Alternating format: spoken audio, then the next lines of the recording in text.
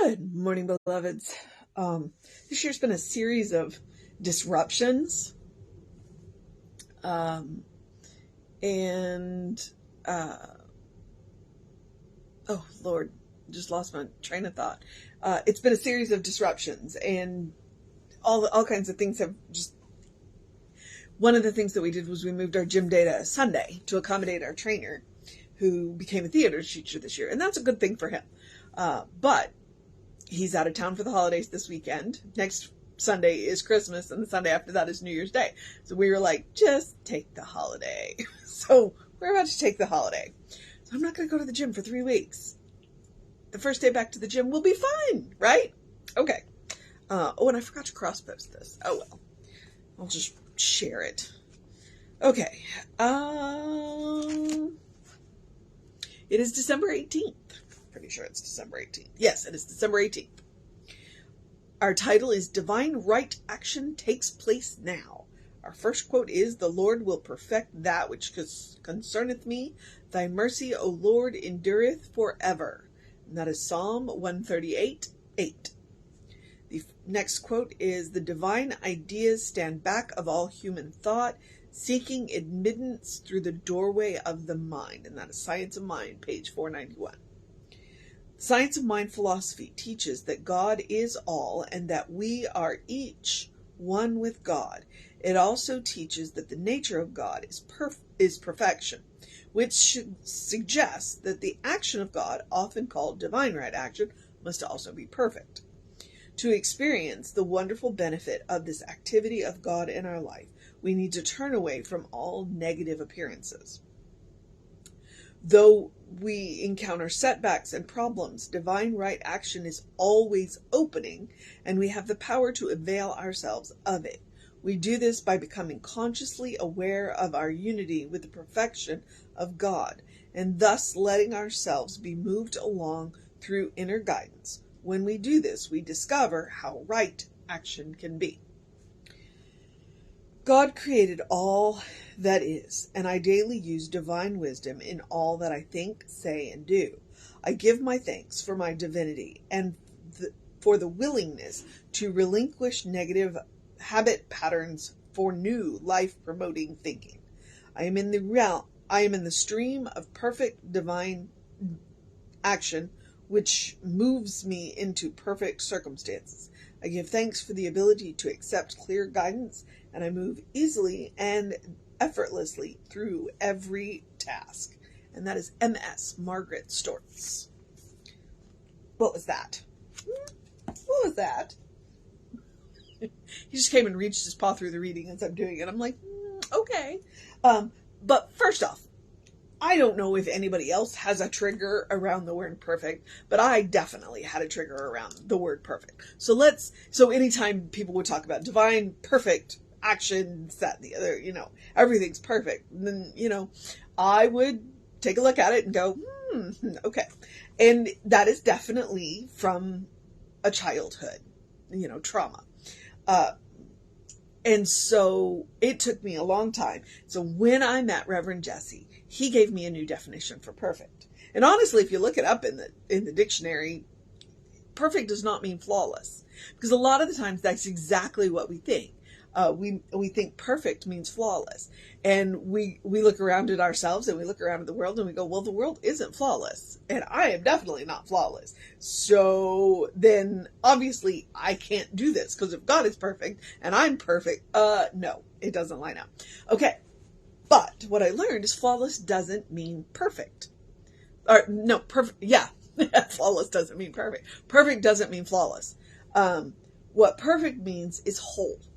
It means complete. It means all inclusive. And that's one of the things. And as an anthropologist, I know this. The language drifts. So when Ernest was writing, perfect meant something different than it means to us now. And so that's one of the things that I want you to keep in mind when you read Ernest Holmes. And when you see the word perfect, what Ernest is talking about is whole, complete.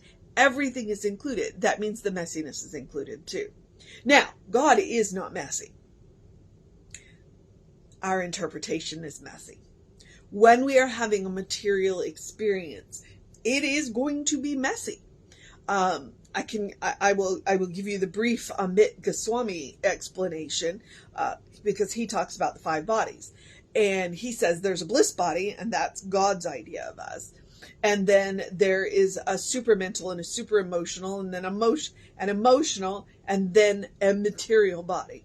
And so there are layers that it has to go through to get to us. So we have this perfect blueprint, this whole inclusive divine blueprint of who we are and what is going on here. But as it filters through the layers, it gets a little messy. And our interpretation gets a little messy, and thus we get a little messy. Thus the material realm is a little messy. Everything is made of God's stuff. But as co-creators, we get a little messy. And that's okay. It is absolutely okay, because it's all inclusive. A little messiness is a good thing. I mean, if you're an artist, you know that sometimes the art is the messiest right before it's finished. You know? Or frequently the art is finished and there's mess all around it from the creation, the creative process. And that's just life. Creation is messy. Beautiful things come out of messiness, because creation is, if not as messy as destruction, it's pretty close. And so we beat ourselves up for the messiness of creation, and yet it's a natural process. Look around at nature. Look at as nature is creating things. Sometimes nature clears the field before recreating something, and it's messy. And so when we accept that perfection, perfect, means whole, means complete, means everything is included, which means that God, everything is included in God, including the messiness, then we can accept that the messiness can be included. I mean, if you look at your life, as I frequently do, and go, my life is a hot mess. Sometimes it's a cold mess. But, you know, my life is messy. Now, it's not awful. It is not,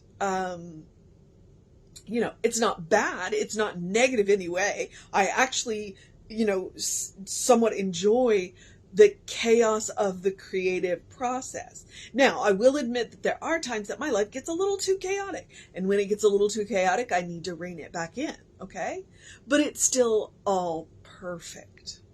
The messiness is part of the creative process, as is the deconstruction, the destruction. That's part of the creative process as well. Sometimes we have to be taken down to the studs, if you want to use a house metaphor, so that we can rebuild ourselves the way we want to. And it looks messy, but it's still perfect because it's part of the process. So when we talk about divine right action, when we talk about perfect right action, it can look messy. And that's okay. It's part of the process. And if it gets beyond the messiness that you are comfortable with, then you are more than welcome to ask for help. Or if you cannot abide by the messiness, maybe you don't like the messiness of this process, then you will learn ways to, manage it. Because I get overwhelmed, and I do, my messiness gets out of hand. And there are times that my husband will look at me and go, well, all right, what are we going to do about this? And sometimes I'm like, okay, here's where I need your help. And sometimes I'm like, I'm going to go take a nap. And then I'm going to handle my mess. So don't get caught up on the word perfect. And understand that sometimes divine right action looks messy because it's called process. We're always in process. And as we move through process, sometimes it looks a little messy. Sometimes it looks a lot messy. The only time I would tell you that you might be in trouble when you are dealing with messy is if the mess doesn't change. All right? If the mess doesn't change, then that might mean you're stuck. And if you're stuck, well, there are people that are more than happy to help you with that. Okay? And that can look like therapists, and that can look like psychologists, and that can look like practitioners, and that can look like friends. You know, one of the best things for your messiness is when somebody who loves you and is your friend calls you on it and says, what's going on here? And then they come over and they help. All right.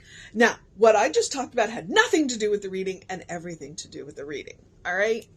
Divine right action now. I'm going to remind you that divine right action now can look messy because creation looks messy. I mean, we call the creation of the universe the Big Bang for a reason. All right. So, God is all, and we are each one with God. It also teaches that the nature of God is perfection, which suggests that the action of God, often called divine right action, must also be perfect. It's all included. It's all included. To experience the wonderful benefit of the activity in God in our life, we need to turn away from all negative appearances. All right. So let me ask you this. Is the messiness in your life negative? Or what we would call non-preferred? All right. Okay. That's what I'm talking about. A little bit of, for all of the creative types that I know, a little messiness is where our ideas are. Okay. So is your messiness non-preferred? And if it is non-preferred, what are you going to do about it? And let me remind you that whatever you're going to do about it, you don't have to do it alone. All right. And that would be the question I would ask about messiness. My desk is a mess and I don't like it. Have I done anything about it? Not really. Like I said, I'm prone to overwhelm. What I could do is take everything, as I said, to the stud. I could take my desk to the bare minimum, take everything off of it, and then only put back on it what I want. And then find homes for everything else, or maybe throw some of it away. Okay? Kind of got a big surface desk, so And that would be divine right action right there. Okay, but here's the second part. Though we encounter setbacks and problems, divine right action is always operating, and we have the power to avail ourselves of it. That is the point of spiritual practice. Let me remind you, two of the major spiritual practices that we're always talking about is treatment or prayer, and meditation. Treatment and prayer is where we talk to God. This is what I want. I want a clean desk. And meditation is where we listen. And maybe I could meditate by taking everything off my desk and then meditate what I want to put back on it. Okay? I'm seriously considering doing that right now. Not that I have time. Okay. We do this by becoming consciously aware of our unity with the perfection of God. That is the point of spiritual practice, to make that conscious connection with the source of our own being and letting ourselves be moved along through the inner guidance. That's what I'm talking about, meditation. When we do so, we discover how right action can be. How right action can be. When we are willing to be divinely guided, right action naturally follows. Okay? I've talked about perfection. I've talked about my messy desk. I have talked about right action. I have talked about not being triggered by the word perfect. I would tell you that the mission today, should we choose to accept it, is in that last line. And I just put my glasses down, so let me pick them back up. The mission today, should we choose to accept it,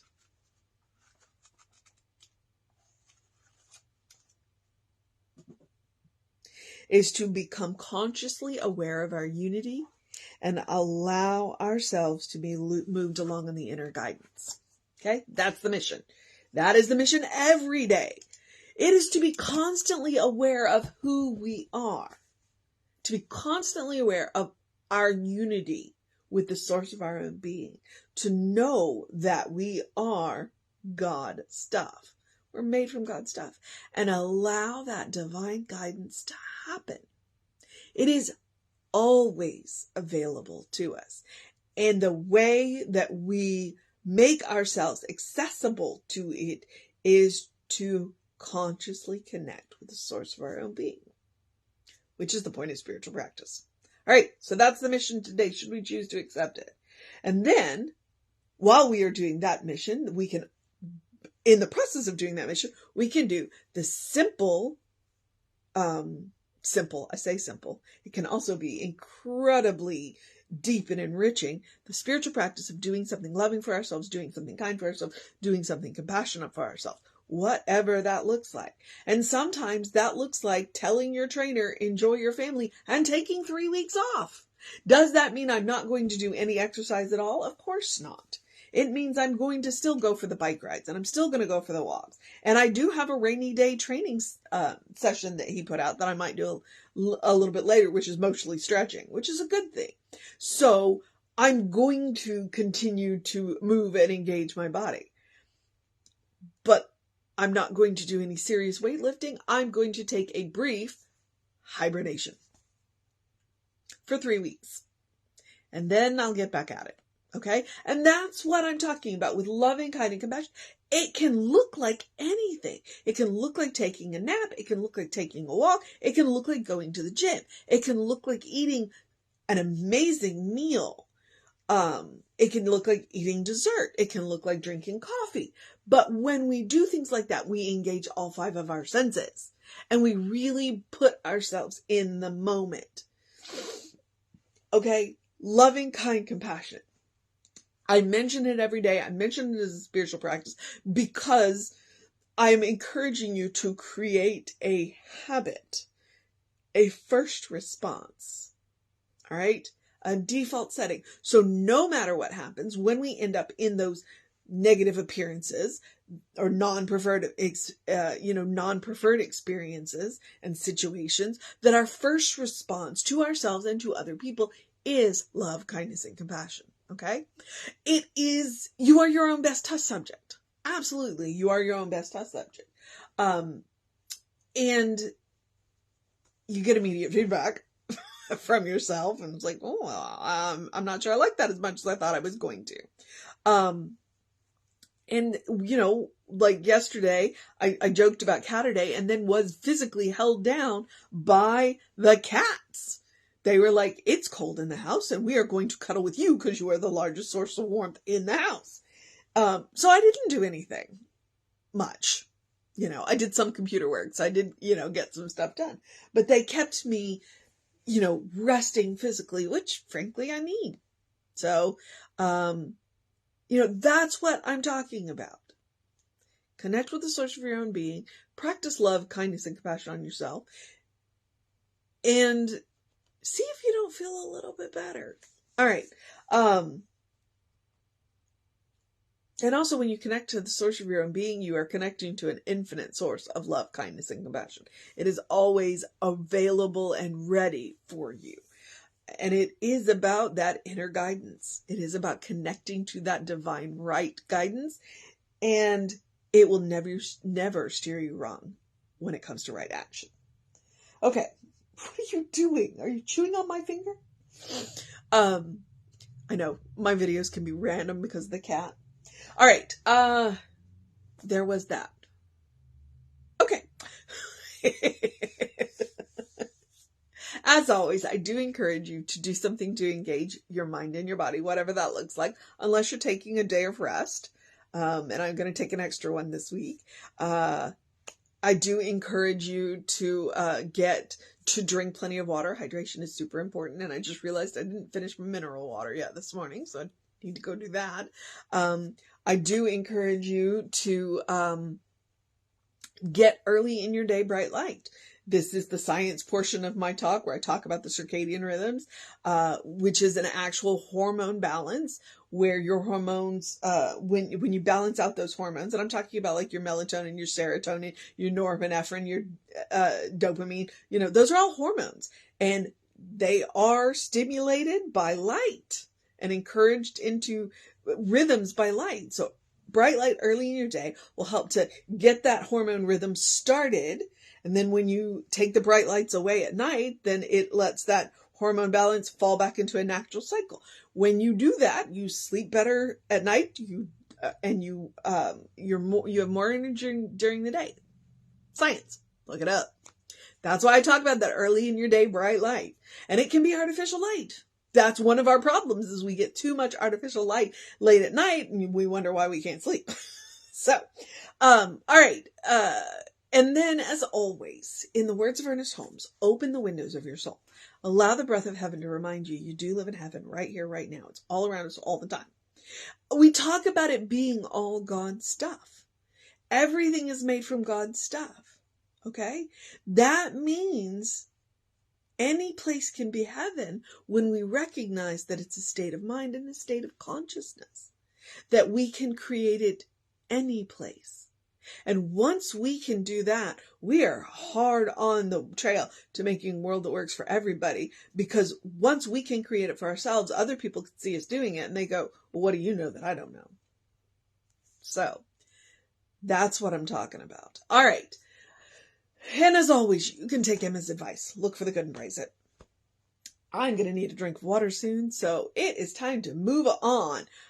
Here is the social media part. We are Creative Life Spiritual Center, Creative Life Spark. I'm the running Ryan on the social medias that I am on. I do encourage you to avail yourselves of our YouTube channel, the Instagram and the Facebook. Most of the time, the same stuff shared on both, because I've learned the trick of sharing to Instagram and it shares it directly to Facebook. So whichever one you choose to use. And then we do have a TikTok too. So, that's why I say Creative Life Spark. That's who we are on Instagram and TikTok. The Creative Life Spiritual Center is YouTube, Facebook, and that's our website. So, and if you want to know what's going on, I don't have a TikTok as the Running Rev Ryan yet. But if you want to know what's going on at the center, then please email info@creativelife.org, and that will get you the constant contact. Okay. I needed something from Jesse and I emailed the info@creativelife.org, and he got it and he's like, oh, this is great. I'll bring it. So, that works. And in the email, because if you get on the constant contact, the hot links are hot.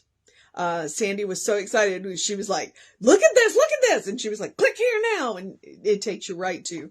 So the hot links, when they say click here now, they'll either take you directly to the information you want or directly to the person who can get you to the information you want. So please avail yourself of that. And now I'm going to encourage you to have a great day, a wondrous day, a fantastic day, a magical day, an enchanting day, a sunny day, a frosty day, a keep yourselves warm day, a hey, there's a Yule Circle day, a get together and have a good time day, a take a rest day, a avail yourself of the inner guidance day, a know who you are day, a good day. And if that is too much pressure, simply have a day, because you are enough just as you are. You are a beloved child of God. You are a divine spark. You are a brilliant light. You are spirit in action, and you are God in motion, and you are a godling in whom God is well pleased and well represented. Always. In this journey, we will get so much farther when we know who we are. And that, my love, is part of spiritual practice. Okay. So I think that's good. And I am going to...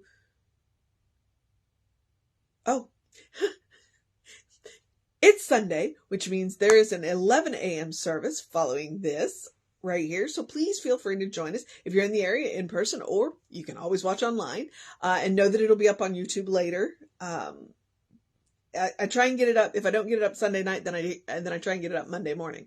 And I'm just, yeah. So then we have the 11 a.m. service. Reverend David should be on around 5 p.m. with you. I will be back with you at 9 a.m. tomorrow, around-ish. and take care of yourself and know that you're loved. Always. I will see you next time.